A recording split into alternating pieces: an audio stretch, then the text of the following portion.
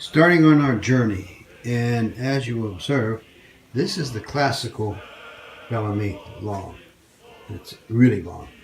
And what I've done with our piece is I'm making the head area larger, and then I'm having to foreshorten it, so I'm taking it down to 32 inches, and as you can see, I'm flaring up the ends here and here and here, and making sure I have a higher degree of height here, so when I round this over, I'm going to have a nice feather there. And the same thing on this other side. But basically, this is 32 inches versus the 49 inches, I think it is. But basically, what we're having here is a foreshortened piece, but still a lot of style and a lot of flair to it. Fast follow up on the mahogany. I didn't want to use a 2-inch piece because sometimes you'll get some warpage or some bending in it as it ages out. When you put two pieces back to back and and you make the grain go in the opposite direction, you get a much more stable piece than what you would have had if you just used one thick piece. So laminating it adds that extra degree of stability and gives it a much more better presentation. Starting the creation of the Boston Bellamy Eagle. A little bit shorter than a traditional long Bellamy Eagle, but she will have a banner that will be installed or carved into her when the body is completed. As you will be observing, here's the end grain. This grain is coming down, this grain is going up, and by compressing each other, both pieces of wood against each other, it stabilizes the wood and allows the wood to stay straight, and without having to have any problems of it warping at a later date. But overall, you can see the pattern that I made. I generally make a pattern for my eagles before I start them. That way, if it has a sister down the road, it makes it a little bit more time efficient for me to have the pattern already made up. But as you'll be observing, that's the first stage. Next time you see her, she'll be cut out and I'll be starting to carve her. It's going to be an interesting journey. Hope you enjoy it. Well, our Boston Bellamy is all cut out. Now, you notice how nice straight sharp edges will give me nice straight sharp feathers when I'm done. This part here, a little bit of I want to get as much maximum around her head area. This will be carved down when I start laying in her neck and her feather areas. And of course, I've done a transfer pattern to transfer my pattern onto her. Next time you see her, I'm going to be putting on a white or an undercoating. As any artist with a canvas, you basically prime the canvas. What I do with my wood pieces is I'll put down a layer of white, and then I'll draw in my pattern, and then I'll start carving. It gives me more clear, sharp definition versus having a hand-drawn, semi-rough presentation. But that's it for now. More to come as we proceed. Enjoying our progress. Bye. I wanted to share the process or the progress at the same time of our Boston Eagle. As you will be observing, this is going to be a lot higher. It's going to round off and flow into the next feather, and then the next one, and then until we have the whole wing area done. Now this is going to flare up and then flare down and come up. This is going to flare down into the overall body. Her head or neck or beak area is going to come out of this larger area that I had made actually larger, so the head would be more bulbous and really come out and be a lot more prouder than it was in the previous Bellamys. The same aspect of the same process is going to occur over here. This is going to come down, flare up, then flare down into the body, and this area over here is going to flare up. Just wanted to show you the process before I get too far into carving her. I think sometimes you'll see some big pieces that have been snapped off already. It saves me a lot of time by cutting the edges and then just popping out the pieces versus sitting there and chipping sometimes. But that's the process so far. I hope you're enjoying the journey. The Boston Bellamy, as you will be observing, I'm going to have a sweep to this side, and this end's going to sweep down, up, and then down, in, and then up again. So it's going to have a flare to it this way when it comes through with the ultimate carving of the piece. Again, the same They go on this side, down, up, and then up again. And of course, here's the back side of it. I've already attached the back side of the head. And I'm doing something uniquely different for this piece. Each feather is going to be flaring up, connecting to the next one, flaring up, connecting to the next one, flaring up. So each separate wing or feather is going to have a flare to it, or an upturn to each one. So each one's going to have a distinct separation from the rest of the carving. And here's the head. This, of course, is going to be rounded down and into the body so it'll flow in smoothly. But there she sits for right now. More to come as I proceed. A follow-up to my last video, and you'll be observing how the head is now going to be coming down and flowing down. The feathers will flow into the body this way, and I'm going to have the feathers flowing underneath her neck and into the back side. But it's going to have more of a sweep to it. It's going to be very, very proud and very strong. I just want to, with the blocking before, you couldn't get an idea of how smooth it's going to actually be. You can see the top side now. And again, stand back a minute here, and you'll get an idea of her presentation. It's going to be a real beauty. Now, of course, the band is going to be coming down, flowing down along her body and coming out, then flipping up on this side. Right now, the band doesn't have any motto on it, but then again, somebody might want to have a motto put onto it. That's going to be up to my patron. But I think, just an idea, but something that's just popped in my mind, a nice little motto onto it would be very nice to have. That's it for now. Bye. Wanted to show you or share with you the difference between my two Bellamys now. Of course, the long one is classical, and the smaller one now is going to be the Boston Bellamy. But the head's going to be a little more prouder, a little more higher than the other one, and the feathers, you'll be viewing these now. I'm forming a flare to each one. Everything's going to have a flare to it. Even this is going to have a little bit of a flare to it. And as you're seeing, I'm developing that as I'm proceeding. The neck is going to be longer. Her head's going to be, I'm going to take this in a little bit more so it flares out. And the same thing on the other side. It's going to flare up, flare up, flare up. Much different from the static line on the classical Bellamy. More of a change, a little bit more of an interpretation on how she will present herself. But it's going to have a much more flare up and a flare up on both sides. I think this is pretty well going to be a real beauty what she's done. Bye for now. Further progress on our Boston Bellamy. You'll observe how the feathers are really starting to take a tapering effect and working up and up and up. I'm undercutting the back side on each one so the other one will flow into it, and it will flow into the other wing and flow into the other way. The last 3 or 4 will have a long sweep to them versus the first 3 here, which will have a tapering in, tapering in. And you see the back side here, you can see this, what I'm doing here, undercutting, undercutting, and then a one long flow outward. And you'll see how that is appearing. This will come up more, this. They'll all have a great big sweep or swoosh to them, much more than what her mother is. And you can see the head area here, real fast. You see how that's connected. We'll be back to normal right there. But I think overall she's progressing nicely. More to come as we proceed. Hope you're enjoying the journey. Bye for now. She's becoming more and more uplifting. And what I mean is, I'm going to show you right now, is how the ends are really starting to flare up. A lot more than last time, but again, it's a process of a little bit at a time, but the ends are really starting to come up a lot more on each side. And you can see this, actually see this, the shadow underneath, and what you're going to have here is the whole piece is going to be away from the body, the whole bottom of it. Our bottom area is really going to flare out and up. Compared to, as I said before, the static flat area of the Bellamy long.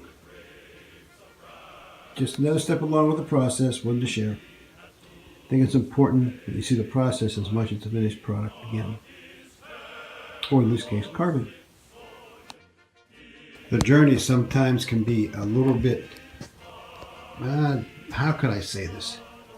You see something and then you start working on it, oh, that doesn't look right. But what I'm starting to do here literally is starting to dip the feather down so it's going to have a flow in. And little by little, all these feathers are going to be flowing in and having a curve to each one of them. Same thing with the big feather here is going to flow in. This whole area is going to have a curve to it. The same thing with the other side you can see of her wing. Everything's going to have a flow to it. And then we have right here, you can see how each one of these is flaring up, flaring up, flaring up, and then flaring down and flaring down. And then it's rounding off and coming up on each one. So each one's going to have a flare and a curve and a flip to them. It's just a process, a little bit at a time. You work on it, you think, and you can get more of an idea how it's actually going to have a shadow or underneath to each one. It's a process. It's something that you just working on it, you get frustrated, but all of a sudden it pops on you. That's all for now. Bye. The sounds you hear besides my great voice is rain coming down on my skylights. It's raining pretty hard here today, but I wanted to share this with you. Again, as you're going to be observing, the piece is really coming away from the surface now. And as an overall, it's going to have a great overall flip to it. Come down here some more and you'll be able to view the development on the front side. Now, on this particular piece, it's going to go on a mantle, and the mantle is going to be high enough where people can actually see behind the piece, or see the piece as it's hanging. So what I'm doing here is I'm starting to round off the back, so when it's up against or hanging from the mantle, it's going to have a full roundness to it versus a flat, static back. It's going to have a much more sculptural form to it. I think it's going to be a lot different than anything I've done before and a lot more detailed in a lot of ways. More to come as I progress. Bye for now. Our Boston Eagle is coming more and more to life as I add or take away, I should really say, here underneath sweeping. And you can see all the way out to the opposite end. The same process. She's really coming to life. I'm going to take this now and just show you the top side. Again, I think she's going to have a lot of viewing from the top down as much as she is from the front and bottom up. And put this way real quick. You can see the bottom back side. How this is all a detail on the back, which is just as important to me as the front. And the back side of her head, I'm going to be installing or carving in her eye on the back side. And again, this is the top view. Hope you're enjoying the journey. Well, here we are, all carved, and you'll be able to really see the presentation of how the wings flare up and away from the body. Overall presentation, I think, is very nice. And next stage will be me putting the banner in, laying that out in the right direction. It's going to be a little bit of a process, but I think it's going to be fun. But as I said, we're pretty well on our way with her. Next thing I'll be doing is laying in some feathers, but before I do that, I'll be laying in the banner. And that's it for now. More to come as we progress. Bye. I wanted to pause here for a moment to show you the progress on our Boston Bellamy. And you'll be observing that the head is attached, and I'm putting in all the details, starting to lay in the details of her head and her backside. Now, what I'm doing on the backside here is quite different than I've done before.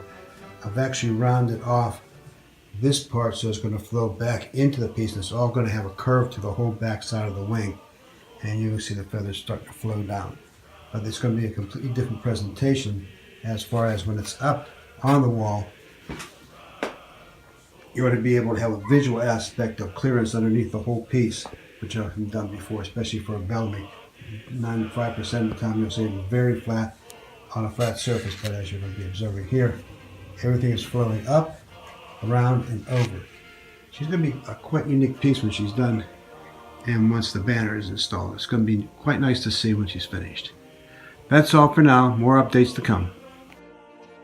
Here's the side view of the banner that will be laying across the front of her when she's done.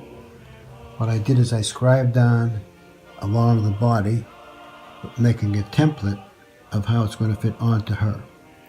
It's going to be a little bit tighter here, but the angle here doesn't show you exactly, but you can see how closely it's going to fit. But this gives me a good start on making sure she fits properly. Then I'll sand it down some more. But it's going to come down and up, and then I have a nice big flip at the end so the banner looks like it's flying in the wind. So, progressing nicely. Next step would be figuring out how long or how wide the banner is going to be, and if it's going to have an inscription or just the stars and stripes. Other than that, oh, here, you can see the back side, how that looks. I think overall, again, sometimes I surprise myself. It's the back side. So far, that's it. All right. The first stage to making the banner. You observe that I've cut out our banner. Well, as you'll be observing, it's very wide all the way down. What's going to occur now is I'm going to spend some time in drawing in my pattern of how it's going to go up and down and then come out. But that's going to be many, sand it down and reduce the thickness. But as always, you start off a lot thicker than what you're going to wind up. In this case, you're going to be able to see how it flows along the body.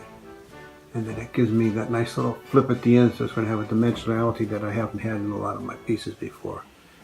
But she's going to be nice as far as flowing into the body and following the contour of the body. When I go to install it, I'll be putting in some hidden pins in a couple of areas, like here and up here, and maybe one down here, so I'll have good support so it will last for many, many generations. Long after I moved on to the wood carving in the sky. Okay, here's what I was thinking about doing, making one thin line coming down and flaring out. But the more I analyzed it, it just didn't feel right. So if it doesn't feel right to me, I'm just not going to do it. So what I did is I cut out some more pieces, laminated some more wood up, and now I'm going to bring it down this way, flare it down, and then flip it up and out. It's going to be more like this, and then coming into here, and back up into her beak area. It's going to be more of a down flip and then an up flip. And of course, there's no way that you can just the way I work at things. I always put more in and then take it down, but it'll be like a pattern from here to about here, and then flipping up for a nice little pattern up into here. Something like this. Well, you get the idea for now. More to come as I sand this down, prime it, and then do my drawing. That's it for now. Bye. To give me a better idea of how I want the flow to be, I have this very bendable and shapeable tool that I've been using for the last, let's say, many years. It's actually something using graphics for designing, but you can see where the mouth, this is where the band is going to begin, flow down, come up, and then flow out, probably right about to the other point. I'm going to drop this down to about here, but I don't want to touch it right now. And then this part over here, I'll make this a lot wider. Depending upon what my motto is going to be will depend upon how wide the piece is going to be.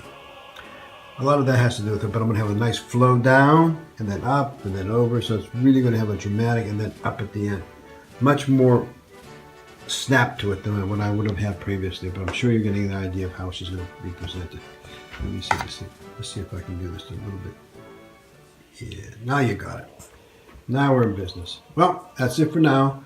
More to come as I proceed. Once I get the motto, that is. Bye. And here is our banner. As you will be observing, it starts off right here at the tip end of her beak, her mouth, and then it runs down, and then it comes up, and it's going to flare down. I was going to have it flaring up, but the height of it would have brought it way up higher than its location needed to be, so it's going to have more of a flow and then a snap to the end this way when I finally get done to cutting her out. The hiccup that you're observing now is that you're not seeing her whole body behind here because of all the lamination I had to do to make up the piece, so I had enough of area for me to properly draw in my pattern. But that will be soon eliminated when I cut this out, and then get her ready for the painting and for the lettering, or the motto that we're going to be putting on her, or the saying, whatever, which way you want to say it, but it's going to be quite magnificent. It's going to have a nice flow to it, and a nice presentation. More to come. Bye. Our banner has been cut out and laid into its position. And as you'll be observing, how it flares down, comes in. I always give myself a little bit of extra across the bottom and across the top so I can sand that and go up to my line. Ultimately here, the thickness is going to be tapered down, so I'm going to have a nice thinness all through the banner, a much more thin appearance at the bottom and at the top. So it has a real fine line to it overall. But you can get the idea of how she's going to appear. And you'll really get an idea of how it's flipping up there, which I think is really cool. If I must say so myself. But I think we're on our way to our next stage, which will be sanding that in and then laying in my, painting it, and then laying in my script and my motto. That's all for now. Bye. All together now. All together now. All together now. All together now. And you'll be observing that she's been all resanded, touched up, and any little hiccups taken care of with my polymer fillers. Now, you're going to notice here a little line there. I'm going to make the banner thinner on both sides this way so it has a really nice thin flare to it. But that will be coming up next. Sanding that down and really making it fit her body and her beak area the best I can. And of course, all these areas, everything's been resanded. I actually recarved the whole piece again to make sure my cuts are nice and deep and straight. It's just a part of the process, part of the journey. But overall, go to the back side here, and you'll see that.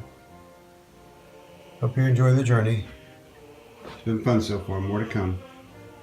Zoom out. Well, here we are at another stage of our progress. I've gone over her another time and really cleaned up and made the edges a lot more sharper, cleaned them up more detail, and I've added 2 pins that will hold my banner on. This is something that I came up with that will really add to the overall strength. Now there's a pin underneath this part of the wing also. Now I'll take this and move it up to here, like that. Now that pin's going to be in there, and I'll epoxy that in when I have it all carved in gold leaf. That'll be the final stage of our journey here. Basically what you'll have is a piece that will have complete stability and strength to it, and then at the same time float. Let's see from the top side here a little bit. How nicely that fits the body and flows right down along her whole body. Then down to here, you'll see how that flares up again. And you need that extra strength. And I'll give you a little heads up, and that's going to be our motto, or our saying. Until the next time, bye. Well, we're all painted. You can see the red. And here is our banner. And how that appears. Now, the only change you're going to see here is I've decided to put a white background and put red stripes up on here on the front of the banner. So I have a banner that will have the red stripes up here, it'll be red, white, and then the blue. And then this is all going to be hand carved and then gold leaf. And it'll be downhill after that. The whole piece is all done. And she's outstanding. I must say so myself. I think she's going to be a real beauty when she's done. And I think that's just about it for now. Bye. Our Boston Bellamy coming to her final stages. As you will be observing, there's 2 brass keyhole slots right here, and these are the screws that will hold her onto the, I guess you'd call her board that I take her home on. It's her nest, so to speak. And this will lock it into place when I'm carrying it, and it will reduce the chances of it getting damaged or smudged or touched. And this is our little strength through piece. And how she's going to look there. And my great Italian gold leaf from Seps. My duck sizing from Seps. And my cotton gloves. I always use cotton gloves once I start gold leafing a piece. It keeps the oil and fingerprints off the gold leaf, which ultimately gives it a better shine. But as you can see, the next time you see her, this backside will be done, and I'll be starting on the front. Bye for now. The miracle of gold leafing. As you're going to be observing, you'll see that little black line that I had pointed out to you before, but what you're going to be watching now is how the gold leaf just blends right in to where I have the surface sized. And it becomes part of our carving. She's now and forever gold leafed.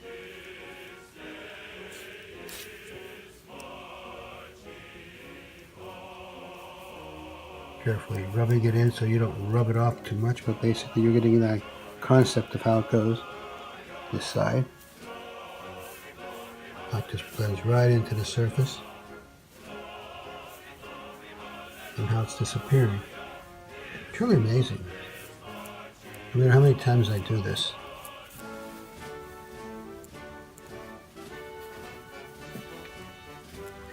And I want to get enough gold leaf so it wraps around the piece.